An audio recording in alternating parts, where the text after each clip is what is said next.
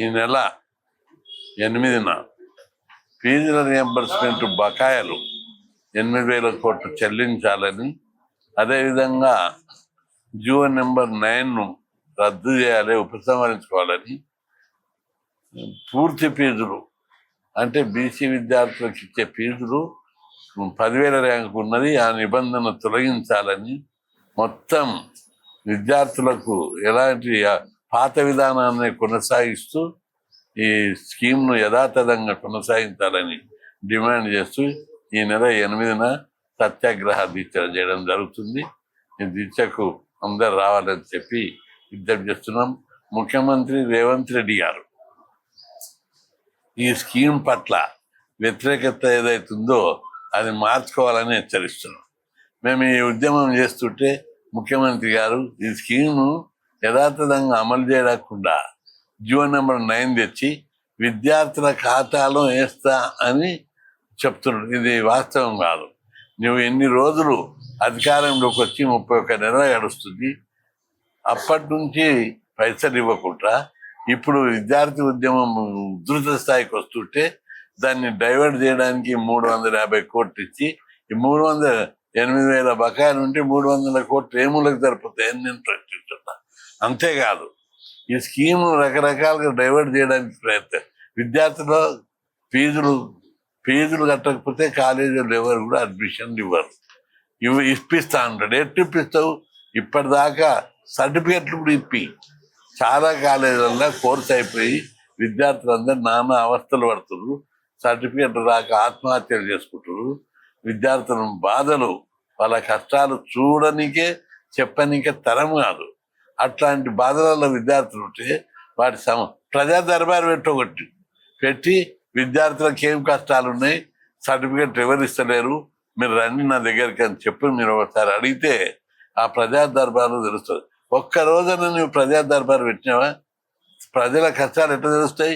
IAS ఆఫీసర్లతో పనికిమాలిన కొందరు ఉన్నారు, చాడీలు చెప్తే ఆ చాడీలు ఇది ఈ స్కీమ్ వల్ల ఒక ఐఏఎస్ ఆఫీసర్ చెప్పినట్టు, సార్ నేను ట్యూషన్లు చెప్పి చదివి ఐఏఎస్ అయినా, ఈ పోరలు చదువు అన్ని ఫీజులు ఇచ్చి స్కాలర్షిప్ ఇచ్చి హాస్టల్ సీట్లు ఇస్తే తిని సోమరిపోతులు అవుతున్నారు. తిని సోమరిపోతులు గారు. ఐటీ కంపెనీలలో ఎవరున్నారో చూడు. మనది ఐటీ అభివృద్ధి చెందింది. ఈ స్కీమ్ ప్రభావం వల్ల సమాజంలో విప్లవాత్మకమైనటువంటి మార్పులు వచ్చినాయి. లక్షలాది మందికి ఐటీ కంపెనీల జాబ్ వచ్చింది. అమెరికాలో కూడా మన వాళ్ళదే డామినేషన్. తెలుగు రాష్ట్రాల నుంచి పోయిన వాళ్ళే అమెరికాలో ఎక్కువ ఉన్నారు. ఆస్ట్రేలియా మన వాళ్ళే, ఇంగ్లాండ్లో మన వాళ్ళే, యూరోపియన్ కంట్రీలో కెనడాలో మన వాళ్ళే. ఎక్కడ చూసినా తెలుగు వాళ్ళు కనిపిస్తుంది. ఎందుకు?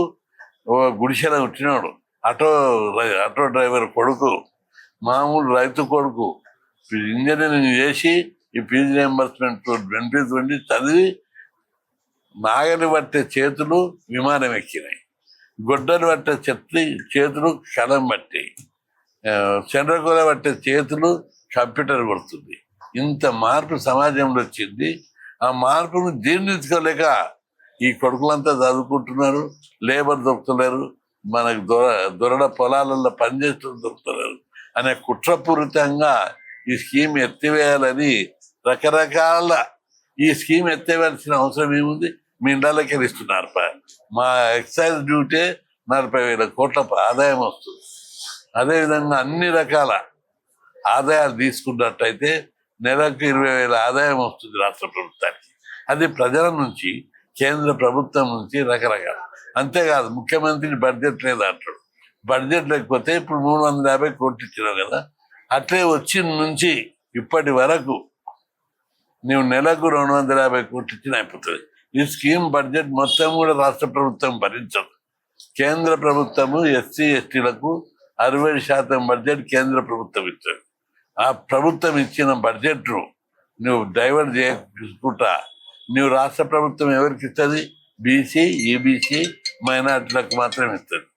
అట్లా దాన్ని మిస్యూజ్ చేయకుండా నువ్వు సంవత్సరానికి 2,000 కోట్ల నుంచి 2,500 కోట్లు ఇస్తే ఈ స్కీమ్ నడిచిపోతుంది. నువ్వు రాష్ట్రం లోపల వచ్చినాక 4 లక్షల కోట్ల అప్పు తెచ్చింది రాష్ట్ర ప్రభుత్వం. రేవంత్ రెడ్డి గారు 4 లక్షల కోట్ల అప్పు తెచ్చినాడు. 8,000 కోట్లు విద్యార్థులకు దావా 14 లక్షల మంది విద్యార్థుల జీవితాలు బాగుపడే స్కీమ్ ఇది. ఏటా 14 లక్షలు. వీళ్ళ జీవితాలే బాగుపడతాయి. ఈ పైసలు కూడా ప్రజలే కడతారు, నీవు కట్టవు. అట్లాంటప్పుడు ఈ స్కీమ్ ఎందుకు అట్లా చేస్తామని చెప్పి అడుగుతున్నా. ఈ ఉద్యమం మనం ఈ విధంగా ముఖ్యమంత్రికి వదిలిపెడితే రేపు అందరికి ఎవరికి స్కాలర్షిప్లు రావు, ఫీజులు రావు, మళ్ళీ అందరు ఊళ్ళలో లేబర్ పని చేయవలసి వస్తుంది. కాబట్టి విద్యార్థులందరూ పెద్ద ఎత్తున ఉద్యమించడానికి సిద్ధపడాలని చెప్పి నేను పిలిపిస్తున్నా. సత్యాగ్రహ దీక్షతో పాటు వరుసగా కార్యక్రమాలు ఉంటాయి. ఎందుకంటే గతంలో ఉద్యమాలు చేసేపటికనే స్కీమ్ అప్పటి ముఖ్యమంత్రి 2008లో రాజశేఖర రెడ్డి గారు పెట్టారు. అప్పటి నుంచి ఈ స్కీమ్ సజావుగా కొనసాగుతుంది. అన్ని స్కీములు కొనసాగుతాయి. పెన్షన్లు ఇస్తావు, ఓల్డేజ్ పెన్షన్ ఇస్తావు, అన్ని రకాల పెన్షన్లు ఇస్తావు. కానీ ఇది ఇవ్వడానికి డబ్బులు లేవనడానికి ఏమన్నా ఆలోచన ఉందా? నేను అన్పార్లమెంటరీ లాంగ్వేజ్ ఉపయోగిస్తా. ఎందుకంటే ప్రతిపక్షాలను కూడా నేను అడుగుతున్నా, మీరు చిన్న చిన్న విషయాల మీద సవాళ్ళు, అక్కడ టిఆర్ఎస్ బిల్డింగ్ లా చైర్ వేసి కూర్చున్నారు, ఇక్కడ గణపతి దగ్గర చైర్ వేసి కూర్చున్నారు. వీటి కోసమా మీరు కొట్లాడి డైవర్ట్ చేయడం? పిల్లలు వస్తుంటే చదివి సర్టిఫికేట్ కోర్స్ అయిపోయిన వాళ్ళకి సర్టిఫికేట్ ఇవ్వకుండా ఆత్మహత్యలు చేసుకుంటుంటే వాళ్ళ కోసం కొట్లాడకుండా ప్రతిపక్షాలు ఈ సమస్య పట్టించుకోకపోవడం అనేది చాలా అన్యాయం, దుర్మార్గం. BRS party, BJP party, CPI, CPM, మరి విద్యార్థి సంఘాలు కూడా విద్యార్థి సంఘాలు కొట్లాడుతున్నాయి. ఇంకా అది ఉధృతం చేయాలి, తెగించి పోరాడాలి. గతంలో అన్ని విద్యార్థి సంఘాలు పోరాడపట్టుకనే హాస్టళ్ళు వచ్చినాయి, గురుకులాలు వచ్చినాయి. జాయింట్ యాక్షన్ కమిటీ ఏర్పాటు చేసి నేనే కన్వీనర్ నుండి 78 నుంచి 82 నుంచి వరుసగా ఉద్యమాలు చేసి, అంటే ఒట్టటి ఉద్యమాలు కాదు, అసెంబ్లీ మీద దాడి, సచివాలయం ముట్టడి, డైరెక్టరేట్ ధ్వంసము, పబ్లిక్ సర్వీస్ కమిషన్ ధ్వంసము, అసెంబ్లీని 78లో ధ్వంసం చేశాం 2000 మందితో. కాబట్టి ధ్వంసం చేయమని అడుగుతలేను నేను. ఒక బాధ్యతాయుతమైన పౌరునిగా, నాయకునిగా ప్రభుత్వం తప్పుతోవ అవుతుంది. కాబట్టి వాళ్ళని దారికి తీసుకురావడానికి ఇక ముందు ఎమ్మెల్యే క్యాంప్ ఆఫీసులు, తెలంగాణ ఉద్యమంలో ఎక్కడికక్కడ ఉద్యమాలు చేశారు. ఎమ్మెల్యే క్యాంప్ ఆఫీసులు ముట్టడి, వంట వరకు ప్రజాస్వామ్యయుతంగా పీస్ఫుల్గా చేయాలని చెప్పి నేను చెప్తున్నా. గతంలో మేము చేసినటువంటి చాలా మంది ఫోన్లు చేస్తున్నారు, అన్నా నువ్వు అసెంబ్లీని ముట్టడించిన కదా అంటే, నేను అప్పుడు ముట్టడించిన కాబట్టి అది స్కీమ్డ్ అయినాయి. ఇప్పుడు అవసరం లేదు. ఇప్పుడు ప్రజా ఉద్యమమే చేయాలి, పీస్ఫుల్గా చేయాలి, ఎక్కువ రోజులు ఉద్యమం చేద్దాం. ఏ ఉద్యమానికైనా ప్రభుత్వం దిగిరాక తప్పదు, వచ్చేస్తుందని చెప్పి ఈ సందర్భంగా గుర్తు చేస్తూ, ప్రభుత్వం ప్రతిష్ట పోకుండా వెంటనే ఫీజుల బకాయిలు వెంటనే విడుదల చేయాలి. మీకు అప్పు దొరకకపోతే మేము ఇప్పిస్తాం, బ్యాంకులతో మాట్లాడతాం, ధర్నాలు పెడతాం. వాళ్ళ దగ్గర కూడా ఒక్కొక్క లీడర్లకు 6,000 కోట్లు 10,000 కోట్లు బ్యాంకులు లోన్లు ఇస్తాయి. విద్యార్థుల చదువుల కోసం లోన్లు ఇవ్వడానికి ఏం సిగ్గు లేదా బ్యాంకులకు? బ్యాంకుల తోడకలు తీస్తే ఒక్కొక్క బ్యాంకుకి అందరి ఆర్టీ యాక్ట్ పెట్టి ఏ లీడర్ యొక్క అప్పులు ఎన్నెన్ని మాఫీ చేశారు అవన్నీ వసూలు చేపిస్తా. అవన్నీ వసూలు చేసి పిల్లలకు స్కాలర్షిప్ ఫీజులకు ఇవ్వాలి. కాబట్టి ప్రభుత్వం ఇలాంటి విషయం లోపల చొరవ తీసుకోవాలి. విద్యార్థులందరూ పెద్ద ఎత్తున దీక్షలు, ధర్నాలు, ర్యాలీలు చేపట్టాలని, ఫీజుల బకాయిలు ఇచ్చే వరకు వదిలిపెట్టేది లేదని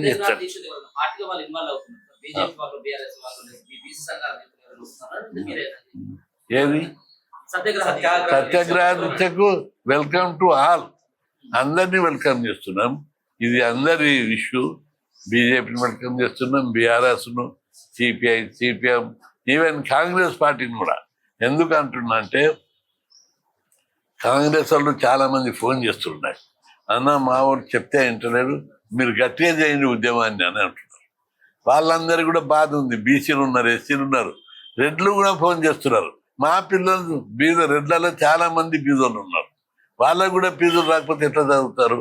ఓ రెడ్డిని మేము అందరం ప్రేమతో సీఎం చేస్తే మా రెడ్డి కులానికే గొడ్డలతో నరుకుతున్నాడు, గొడ్డల పార్టీ అయిపోయిందని చెప్పి మాట్లాడుతున్నాడు. అది కూడా ఆ విషయం లోపల ప్రభుత్వం, ముఖ్యమంత్రి నేను విద్యకు ప్రాముఖ్యత ఇస్తాను, కానీ 27,000 స్కూళ్లను 4,000కు కుదిస్తా అంటే 23,000 స్కూళ్లను మూసేస్తాడట. స్కూళ్ళల్లో చాక్ పీసులు లేవు, బ్లాక్ బోర్డులు లేవు, అట్లా గంట కొట్టి అటెండర్ లేడు. ఎప్పుడు చేస్తారు, ఏం చేస్తారు? మీ నాయకులంతా బిజీ అయిపోయారు. భూముల కబ్జాలు, భూముల దందలు, 100 కోట్లు. అందుకే 100 కోట్లు ఎట్లా సంపాదించాలనే దాని మీద బిజీ అయిపోయాడు. రెవెన్యూ వ్యవస్థను, పోలీస్ వ్యవస్థను నేను విజ్ఞప్తి చేస్తున్నా. ఐఏఎస్ ఆఫీసర్లకు, ఐపీఎస్ ఆఫీసర్లకు రెవెన్యూ వ్యవస్థ, పోలీస్ వ్యవస్థను తన చేతుల్లోకి తీసుకొని లూటీ చేయాలని చెప్పి ప్రభుత్వం ప్రయత్నిస్తుంది. మీరు ఆ లూటీలకు పోకండి. మీరు చట్టాన్ని, న్యాయాన్ని గౌరవించి ముందుకు తీసుకుపోవాలని చెప్పి నేను విజ్ఞప్తి చేస్తున్నా. అన్ని పార్టీలు, అందరి నాయకులు దీక్షకు రావాలని విజ్ఞప్తి చేస్తున్నా. ఈ నెల 8వ తారీఖు నాడు సత్యాగ్రహ దీక్ష ఏర్పాటు చేయడం జరిగింది. దాని ప్రధాన ఉద్దేశం టోటల్గా ఫీజు రియంబర్స్మెంట్ గతంలో ఇచ్చిన విధంగా పాత పద్ధతిలోనే ఫీజు రియంబర్స్మెంట్ కొనసాగించాలనేది ప్రధానమైనటువంటి డిమాండ్. ఈ మధ్యలో రాష్ట్ర ప్రభుత్వం కొత్త పద్ధతులు తీసుకొని వస్తుంది. మేము కాలేజీ యాజమాన్యానికి కాదు, పిల్లల అకౌంట్లో వేస్తాం, పిల్లల అకౌంట్లో వేసి పిల్లలు యజమాన్యానికి కట్టకపోతే కనుక వీళ్ళకు రెవెన్యూ రికవరీ యాక్ట్ పెడతామని చెప్పేసి ఒక జీవో తీసింది, జీవో నెంబర్ 89. నేను రాష్ట్ర ప్రభుత్వానికి ఒకటే సవాల్ విసురుతున్నా. మీరు GO number revenue recovery act తీసేది విద్యార్థుల కోసం కాదు. ఇలా బ్యాంకులలో 100,000 కోట్లు లూటీ చేసే వాళ్ళ కోసం రికవరీ యాక్ట్ పెట్టండి. ఇలా ప్రభుత్వ భూములను కబ్జా చేసే వాళ్ళ కోసం భూములను రికవర్ చేసుకోవడానికి రికవరీ యాక్ట్ పెట్టండి. కానీ ఇలా చదువుకొని ఒక ఐఏఎస్, ఒక ఐపీఎస్, భారత రాజ్యాంగ సవరణ చేసేటువంటి ఒక సైంటిస్టులను ఇలా రెవెన్యూ రికవరీ యాక్ట్ పెట్టడం అనేది చాలా దౌర్భాగ్యమైనటువంటి పరిస్థితి. మరి ఇలా ముఖ్యమంత్రి దగ్గర ఎవరు సలహా ఇస్తున్నారు, మరి ఎవరు ఇవన్నీ ఆలోచన చేసి మరి ముఖ్యమంత్రి గారు చెప్తున్నారు మాకు తెలియదు. కానీ మరి ముఖ్యమంత్రి గారు సమర్థుడు, మరి తెలివి కల్లవాడు, ప్రతిపక్ష పార్టీలో ఉండి విద్యార్థుల కోసం నిరంతరం నేను సేవ చేస్తా, నేను రాగానే యథావిధిగా ఫీజు రియంబర్స్మెంట్ కొనసాగిస్తా అని చెప్పాడు. ఇలా రాగానే 2 లక్షల ఉద్యోగాలు తెలంగాణలో ఖాళీ కుర్చీలు వెలవెలబోతున్నాయి. 32 జిల్లాలలో, 33 జిల్లాలలో వెలవెలబోతున్నాయి. మొత్తం ఖాళీ కుర్చీలను నిండు వచ్చే విధంగా 2 లక్షల ఉద్యోగాలు భర్తీ చేస్తా అన్నాడు. నువ్వు భర్తీ చేయడం అనేది పక్కకు పెడితే ఇలా విద్యను అందరి ద్రాక్షలాగా తయారు చేస్తున్నటువంటి ముఖ్యమంత్రి తెలంగాణ వచ్చిన తర్వాత ఎవరు అంటే అది పక్కాగా రేవంత్ రెడ్డి అని చెప్పి మనం బల్లా గుద్దినట్టు చెప్పొచ్చు. ఈ మాట ఎందుకు అంటున్నా అంటే రెవెన్యూ మన ఎడ్యుకేషన్ మినిస్టర్ మన ముఖ్యమంత్రి గారే కాబట్టి ఈ మాట చెప్తున్నా నేను. ఇలా ముఖ్యమంత్రి గారు మీరు పెండింగ్లో ఉన్నటువంటి బకాయిలను విడుదల చేయంటే క్రిస్టియన్ ధర్నాలు, దీక్షలు పెట్టంగానే 100 కోట్లు ఇస్తావు, మళ్ళా రాష్ట్ర వ్యాప్తంగా బంద్ పిలిపంగానే 250 కోట్లు ఇస్తావు. మరి మిగతా 750 కోట్లు ఎక్కడ పోయినాయి? మరి ఎవరు ఇవ్వాలి అవన్నీ? మీరు క్రిస్టియన్ ఒకటే మాట చెప్పాడు, నెలకొక 250 కోట్లు ఇవ్వండి, మొత్తం టోటల్గా మొత్తం బడ్జెట్ రిలీజ్ అవుతుంది. మీకు ఒకసారి బడ్జెట్ లేదంటున్నారు. ఇలా చాక్ పీసులు కొనడానికే మీ దగ్గర పైసలు లేవు, ఒక బోర్డు తూడ్చే ఒక డస్ట్ బోర్డర్ తూడడానికే మీ దగ్గర పైసలు లేవు అంటున్నారు.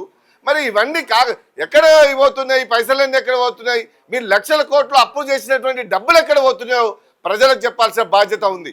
ఇలా విద్యార్థులు ఇలా డిగ్రీలు, పీజీలు కంప్లీట్ అయినాక ఉద్యోగాలు వస్తే ఉద్యోగాలు సర్టిఫికెట్ ఇవ్వలేనటువంటి దుస్థితిలో ఇలా కాలేజ్ యాజమాన్యం డబ్బులు కడతారా, మీరు సర్టిఫికెట్లు తీసుకుపోండి, లేకపోతే ముఖ్యమంత్రి కడతాడా అని చెప్పి ప్రశ్నిస్తున్నారు. ఇలా చదువు అయిపోయినటువంటి విద్యార్థులకు సర్టిఫికెట్లు ఇవ్వలేనటువంటి దుస్థితిలో తెలంగాణ రాష్ట్ర ప్రభుత్వం ఉంది.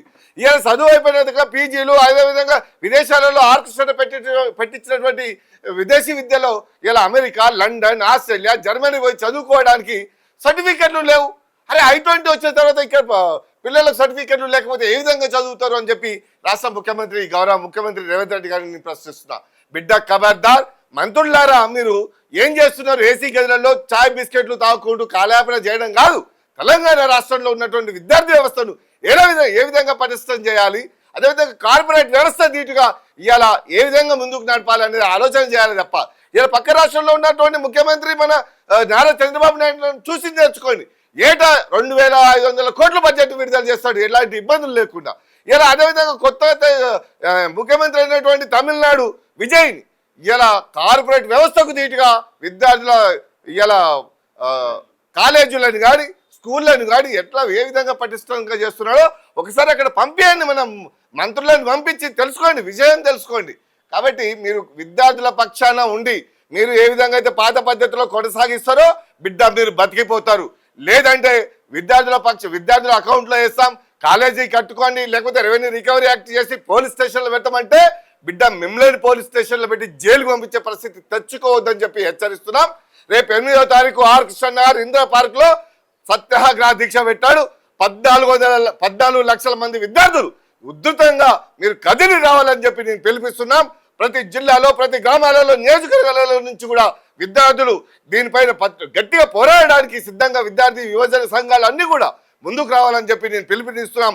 పార్టీలకు అతీతంగా నిలబడి మన విద్యా వ్యవస్థను పటిష్టం చేసుకోవడానికి మనం కథను తెప్పి ముందుకు నడుస్తామని చెప్పి డిమాండ్ చేస్తున్నాం. జూలై 8వ తారీఖు ఉదయం 10 గంటలకు ఆర్ కృష్ణన్న గారు ఫీజు రియంబర్స్మెంట్ ప్రదాత ఎస్సీ ఎస్టీ బీసీ విద్యార్థులకు ఎన్నో పథకాలు పెట్టి తను ఎన్నడూ కూడా అనుభవించని ఏకైక వ్యక్తి టైగర్ ఆర్ కృష్ణన్న గారు 8వ తారీఖు సత్యాగ్రహ దీక్ష చేస్తారు. రాష్ట్రంలో ఉన్నటువంటి 16 లక్షల మంది విద్యార్థులు తరలి రావాలని నేను విద్యార్థులందరికీ విజ్ఞప్తి చేస్తున్నాను. ఇక ముఖ్యంగా కృష్ణన్న గారు సత్యాగ్రహ దీక్ష ఎందుకు చేస్తారంటే కృష్ణన్నకు 70 ఏళ్ళు దాటినా కానీ ఈ విద్యార్థుల కోసానికి చేస్తారంటే మనము రాజ్యసభ ఎంపీ ఉంటే కార్పొరేట్ వ్యవస్థ విధంగా అసలు ఓరిని జనాలను కూడా కలవరు. కానీ కృష్ణన్న గారు విద్యార్థుల కోసానికి దీక్ష చేస్తారు. అందుకనే ప్రతి ఒక్క విద్యార్థి తల్లి రావాలి. ఇంకొకటి ముఖ్యంగా రాష్ట్ర ప్రభుత్వం ఏర్పడి 34 నెలలు గడుస్తుంది. కానీ 34 నెలల నుంచి మొన్న 30 తారీఖు కృష్ణన్న గారు కలెక్టరేట్లు, ఆర్డీఓ ఆఫీసులు, అదేవిధంగా రాష్ట్రం మొత్తం బంధుకు పిలుపునిస్తే కాలేజీలలో ఉన్న విద్యార్థులందరూ బైకాట్ చేసి స్వయంగా విద్యార్థులే బైకాట్ చేసి క్లాసులలో నుంచి బయటకు వచ్చి ర్యాలీలు తీసి ఎక్కడికక్కడ నిర్బంధంగా ర్యాలీలుగా వచ్చి అదేవిధంగా రోడ్ల మీద కూర్చున్నారు విద్యార్థులు. అంటే కృష్ణన్న గారు 50 ఏళ్లలో ఎన్నడూ చేయని విధంగా మొన్న ప్రతి ఒక్క కాలేజీ విద్యార్థులు కానీ, అదేవిధంగా ఇంజనీరింగ్ కాలేజీలు, ఎంబీఏ కాలేజీలు, ఫార్మసీ కాలేజీలు, అదేవిధంగా డిగ్రీ కాలేజీలు అన్నీ టోటల్గా బంద్కు పిలుపునిస్తే సక్సెస్ఫుల్గా రన్ అయింది. దాన్ని చూసి ముఖ్యమంత్రి గారు 350 కోట్లు రిలీజ్ చేసిరు. మేము ఒకటే చెప్తున్నాం, ముఖ్యమంత్రి గారు 8,000 కోట్ల బకాయిలు ఉంటే మీరు మూసీకి 150 కోట్లు అంటారు. అదేవిధంగా మీరు ప్రతి ఒక్క పథకాలకు 4 లక్షల కోట్లు అప్పులు చేసిరు ఇప్పటి వరకు మీరు వచ్చిన కాంచి. కానీ విద్యార్థులు చదువుకుంటే ఒక 8,000 కోట్లు అప్పు కుడతలేదా? నీకు అప్పు కుట్టకపోతే చెప్పు, కృష్ణ దగ్గర బ్యాంకుల దగ్గరకు పోయి ధర్నాలు చేస్తాం, ర్యాలీలు చేస్తాం, నిరసనలు చేసి ఒక 10,000 కోట్లు అప్పు ఇప్పిస్తామని రాష్ట్ర ముఖ్యమంత్రికి తెలియజేస్తాం. ఇంకొకటి, ముఖ్యమంత్రి నువ్వు వచ్చింది దేనికోసానికో తెలుసా? ఒక ఆయనను చూసి ఆయన ఏ విధంగా అయితే ఫామ్ హౌస్కు పంపించారో నువ్వు కూడా నల్లమల్ల గుట్టలకు పరిమితం కావద్దని మేము కోరుకుంటున్నాం. విద్యార్థుల ఫీజులు ఇవ్వాలని మేము రోజు ధర్నాలు చేస్తుంటే మీరేమో మేము దానికి ఇస్తాం, దేనికి ఇస్తాం, అసలు రూపాయి బడ్జెట్ లేదు, ఆయనే పెట్టిపోతే ఆయన అప్పులు చేసిపోతే మేము అప్పులకు 2 లక్షల కోట్లు అప్పులుగా అది వడ్డీలు కట్టినామని చెప్తున్నాం. 2 లక్షల కోట్ల అప్పులు కట్టినామని చెప్తున్నావు కదా. విద్యార్థుల 10,000 కోట్లు ఇవ్వనీక నీకు చేతనైతలేదా? ఎందుకు చేతనైతలేదంటే ఈరోజు బీసీలు కానీ, ఎస్సీలు కానీ, ఎస్టీలు కానీ, మైనార్టీలు కానీ, అగ్రకులాలున్న ఓసీలు కానీ చదువుకొని ఈరోజు ఫార్మసీ కంపెనీలు పెట్టి, అదేవిధంగా ఈరోజు విదేశాలలో పోతురు, విదేశాలలో కూడా కంపెనీలు పెడతారు. అదేవిధంగా ఒకప్పుడు మన దగ్గర ఈ రాష్ట్రంలో ఉమ్మడి ఆంధ్రప్రదేశ్ కానీ తెలంగాణలో కానీ ఓరు పని చేసేటోళ్ళు అంటే పాలమూరు లేబరు, లేకపోతే శ్రీకాకుళం లేబరు, లేకపోతే తూర్పుగోదావరి లేబర్ వచ్చి పనిచేసేటోళ్ళు.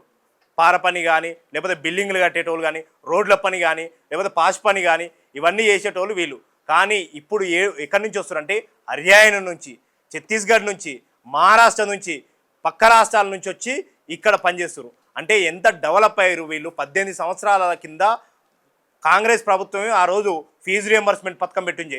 ఆ రోజు కృష్ణన్న గారు అమరనిరాహార దీక్ష చేస్తే 5 రోజులు అమరనిరాహార దీక్ష చేస్తే రాజశేఖర రెడ్డి గారు 4 మంది మంత్రులను పంపించి కృష్ణయ్య గారు దీక్ష చేస్తారు. దేనికి చేస్తారు అసలు ఏందని క్లియర్గా కనుక్కొని ఆయన ఎమ్మటే కృష్ణయ్య గారు చేసింది ఏదైనా కానీ ధర్మబద్ధంగా న్యాయబద్ధంగా ఉంటుందని ఆ రోజు ఫీజు రియంబర్స్మెంట్ కానీ 600 కాలేజ్ హాస్టల్ కానీ తదితర ఇవన్నీ వచ్చినాయి. అందుకనే మేము మీ పాత కాంగ్రెస్ మొత్తం ఈరోజు నిన్ను ఒంటెద్దు పొగడబోతున్నామని డైరెక్ట్ చెప్తారు. అందుకనే ముఖ్యమంత్రి మీ ఎమ్మెల్యేలే తిడుతురు, బరాబర్ రోడ్ల మీదే తిడుతురు, మీడియా ముందర కూడా తిడుతురు. ఏమంది తిడుతురు? ఒంటెద్దు పోక పోతుండు, ఎవరి మాట వింటలేడు, ఆయన సొంత స్వార్థం కోసం పనిచేస్తుండు, 1000 ఎకరాలు సంపాదించుకుంటారు వాళ్ళ అన్నదమ్ములని క్లియర్గా మీ ఎమ్మెల్యేలే తిడుతురు. అందుకనే ముఖ్యమంత్రి మారు, ఇప్పటికైనా మారకపోతే నువ్వు నల్లమల్ల గుట్టలకు 5 ఏళ్ళు కూడా పరిపాలించవు. నిన్ను విద్యార్థులు, నిరుద్యోగులు ఏడికాడికి నిన్ను బయటకు కూడా వెళ్ళనియరు. ఇంకొక పాయింట్ ఏంటంటే జీవో నెంబరు 891 ఒకటి తీసుకొచ్చినావు. దానివల్ల విద్యార్థులకు ఏమైనా ఇవాళ ట్రస్ట్ భవన్ అంటావు, రేపేమో డైరెక్ట్ పిల్లల ఖాతాలు అంటావు, ఎల్లుండేమో నేను అట్లా కాదు, డైరెక్ట్ పిల్లల అకౌంట్లు కాదు, కాలేజ్ అకౌంట్లు వేస్తారు. రోజుకొక మాట, పూటకొక జీవో, పూటకొక మాట గడిపి పక్కకు తీస్తున్నావు. కానీ ఈ విద్యార్థులకు ఫీజు రియంబర్స్మెంట్ ఇవ్వాలని కనీసం ఇంకిత జ్ఞానం లేదని ముఖ్యమంత్రికి తెలియజేస్తాం. ఇంకొకటి, పిల్లల మీద ఆర్టీ యాక్ట్ పెడతామని చెప్తున్నావు. ఏ విధంగా ఆర్టీ యాక్ట్ పెడతావు? ఆర్టీ యాక్ట్ మా మీద కాదు పెట్టవలసింది, నువ్వు ఎమ్మెల్యేల మీద, మీ మంత్రుల మీద పెట్టాలి. దేనికి పెట్టాలో తెలుసా? 1000 కోట్లు, లక్షల కోట్ల భూదందాలు చేసి ఏడికాడికి సంపాదించి ఒక్కొక్కరు ఇండ్ల 100 తులాలు అన్ని గోల్డ్లు సంపాదించి కేజీల లెక్క ప్రకారం సంపాదించి మొత్తం అవినీతి సొమ్ము సంపాదిస్తారు. ఈ అవినీతి సొమ్మును బరాబర్ మేము కక్కిస్తామని నేను తెలియజేస్తున్నాం. మీరు ఇంకోటి ఏమంటారు అంటే, మేము రైతు బంధు, అదేవిధంగా పింఛన్లు ఇవన్నీ వాళ్ళ ఖాతాలు వేస్తామంటారు. వాళ్ళ ఖాతాలు నువ్వేసేది కాదు, మేము శిస్తులు కడతాం కదా ప్రతి దాని మీద, ఆ శిస్తుల రూపంలో మేమే వాళ్ళ ఖాతాలు వేస్తామని ముఖ్యమంత్రికి తెలియజేస్తున్నాం. అందుకనే ఫీజు రియంబర్స్మెంట్ 8,000 కోట్లు ఇవ్వకపోతే 8వ తారీఖు కృష్ణన్న గారు సత్యాగ్రహ దీక్ష చేస్తారు. అదేవిధంగా బీజేపీ, టీడీపీ, అదేవిధంగా బీఆర్ఎస్, టీఆర్ఎస్, అదేవిధంగా సిపిఐ, సిపిఎం అన్ని పార్టీలు వచ్చి మద్దతు తెలపాలి. అంతేకాకుండా విద్యార్థి సంఘాలు ఏబీవీపీ, ఎస్ఎఫ్ఐ, పీడిఎస్యు, ఆర్ఎస్యు, అదేవిధంగా టీడీఎస్యు, అదేవిధంగా దళిత సంఘాలు, బహుజన సంఘాలు, ట్రైబల్ సంఘాలు ఇవన్నీ వచ్చి దీక్షకు మద్దతు తెలపాల్సిందిగా నేను అన్ని విద్యార్థి సంఘాలకు విజ్ఞప్తి చేస్తున్నాను. అంతేకాకుండా విద్యార్థులందరూ 16 లక్షల మంది విద్యార్థులు ఇందిరా పార్క్ తరలి రావాలని విజ్ఞప్తి చేస్తున్నాను.